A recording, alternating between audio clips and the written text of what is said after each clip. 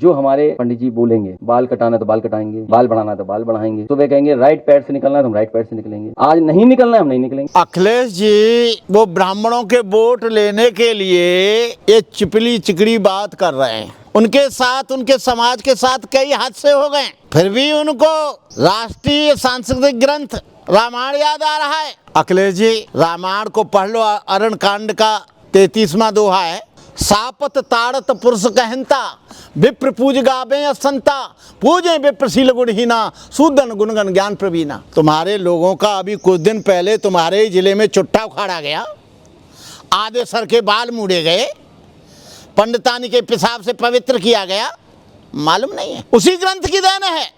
उसी ग्रंथ में यह लिखा है कि शुद्ध गुण ज्ञान हो जाए, कितना भी प्रवीण हो जाए, कितना भी विद्वान हो जाए, कितना भी शिक्षित हो जाए, हो जो है पूजने योग्य नहीं है। आपको पता नहीं क्या हो गया है। आपका मंदिर धोया गया कन्नौज में, राणा प्रताप की मूर्ति धोई गई, आपका जो बंगला था खाली किया वो धोया गया, लोधी को पिशा, तुम्हारी जाति के आदमी के यादव का चुट्टा उखाड़ा गया। अरे तुमको कौन ब्राह्मण मानने बैठा है? कौन तुमको क्षत्रिय मानने बैठा है? तुमको कौन क्या मानने बैठा है? अरे तुम ललित सिंह यादव को थोड़ा पढ़ लेते। ललित सिंह यादव की पूरी जिंदगी निकल गई, तुमको विचार से कोई लेना देना नहीं।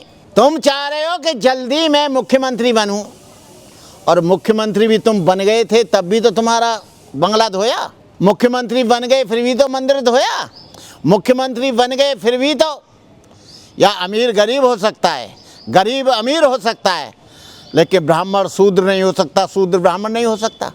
ये उनकी अटल लेखनी ग्रंथ कहते हैं, उनके वैदिक ग्रंथ कहते हैं, उनके सनातनी ग्रंथ कहते हैं। जब मुसलमानों से लड़ाई हो तो सारे के सारे हिंदू, और जब अधिकारों की बात आए, पुजारी बनने की बात आए, 5000 वर्ष से आरक्षण मंदिरों में कौन ले रहा है? मंदिरों के अंदर जो डोनेशन बॉक्स के अंदर जो दान आता है, जो तुम्हारा एटीएम है, उससे कौन निकाल रहा है? बिना करे धरे हम यादवों के, हम कुर्मियों के गेहूं चना दाल खा रहा है, कौन खा रहा है? लोधे लोगों की सब्जी कौन खा रहा है? तुम कुछ पैदा करते हो क्या?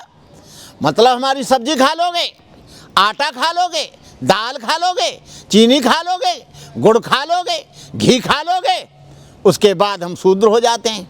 मैं बैकवर्ड के लोगों से कहना चाहूँगा, मंदिर में केवल फूल चढ़ाओ, भगवान फूल लेते हैं, पैसा बिल्कुल मत दो, धन बिल्कुल मत दो, वहाँ पर फूल चढ़ाओ, अगरबत्ती और मोमबत्ती जलाओ। किसी भी मंदिर में खाने पीने का सामान मत दो, किसी भी मंदिर में फल मत दो। भगवान खाने नहीं आते हैं, भगवान के खाने की आड़ में कोई दूसरा खाता है। तुम सूख के पंजर हुए जा रहे हो, और जो कुछ नहीं करता है मन में बैठा है उसका थोंद आगे जा रही है। उसकी कैलोरी इतनी खिट्टी हो गई है, इतनी चर्बी खिट्टी हो गई है, वो इतनी जल्दी ख़त्म नहीं होगी। ख़त्म कब होगी? जब तुम मंदिरों में खाने पीने का गेहूं चावल दाल आटा फल घी गुड़ तेल ये सब बंद कर दो। और जब बंद कर दोगे तो सारे लोग मंदिरों को छोड़ छोड़ के तुम्हारी तरह खेती में मेहनत करेंगे, आलू उगाएंगे, चना उगाएंगे, गेहूं उगाएंगे, दालें उगाएंगे, फिर अपने आप खाएंगे। तब इन्हें मालूम पड़ेगा कि यहाँ का बैकवर्ड ओबीसी किस तरह से मेहनत करके अपने गाढ़े खून की कमाई उन निठल्ले निकम्मे लोगों को खिलाता है जो लोग हमको शूद्र मानते हैं। लोधी के ऊपर, गुजर के ऊपर, धोबी के ऊपर, धानुक के ऊपर, निषाद के ऊपर, कहार के ऊपर, लोहार के ऊपर, सबको कहा है कथावाचक नहीं हो सकते। आप उस राष्ट्रीय ग्रंथ बता रहे हो उसे। अरे राष्ट्रीय ग्रंथ तो संविधान है जिससे देश चलता है। ये देश कोई रामायण से नहीं चलेगा, ये देश कुरान से नहीं चलेगा, बौद्धों के त्रिपिटक से नहीं चलेगा, बाइबल से नहीं चलेगा। ये देश बोधिसत्व डॉक्टर बाबा साहब अम्बेडकर के संविधान से चलेगा। और इस संविधान को छेड़छाड़ मत करना, संविधान को बदलने की कोशिश मत करना, हिंदू राष्ट्र बनाने की कोशिश मत करना। मैं धमकी नहीं दे रहा हूँ, हिंदू राष्ट्र की बात कर रहे हैं धीरेन्द्र शास्त्री तुम। ये देश किसी के बाप का है क्या? किसी की माँ के पेट में से निकला है क्या? जब इस देश की लड़ाई हुई अंग्रेजों से सबसे ज़्यादा शहादत यहाँ मुसलमानों ने दी, ईसाइयों ने दी, बहुजन समाज के लोगों ने दी। ये देश, भारत देश मुसलमानों का भी है, ईसाइयों का भी है, आदिवासियों का भी है, शूद्रों का भी है, ईसाइयों का भी है, बौद्धों का भी है, पिछड़े वर्ग का भी है। ये देश कदापि तुम जिन 80% शूद्रों को हिंदू मानते हो वो हिंदू नहीं है।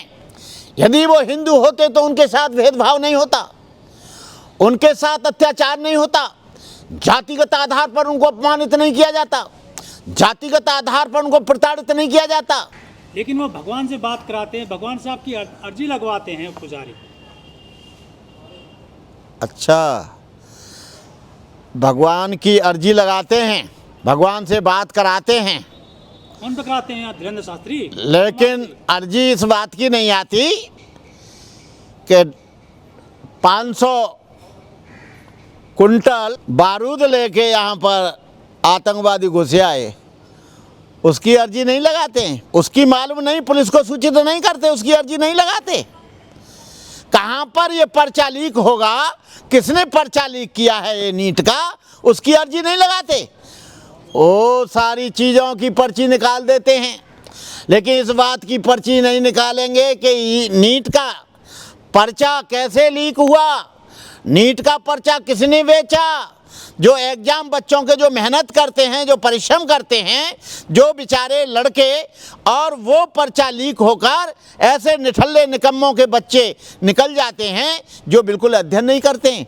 अरे थोड़ा सा एक पर्ची ये भी निकाल दो कि ये पर्चा लीक कैसे होते हैं, नीट का पर्चा लीक कैसे होता है, बलात्कार कहाँ होने जा रहा है, रेल कहाँ पलटने जा रही है, कहाँ जुल्म हो रहा है, कहाँ पर अत्याचार हो रहा है, कहाँ बेगुनाहों के कत्ल हो रहे हैं, ये नहीं निकालोगे क्योंकि वो तुम्हारे बस की नहीं।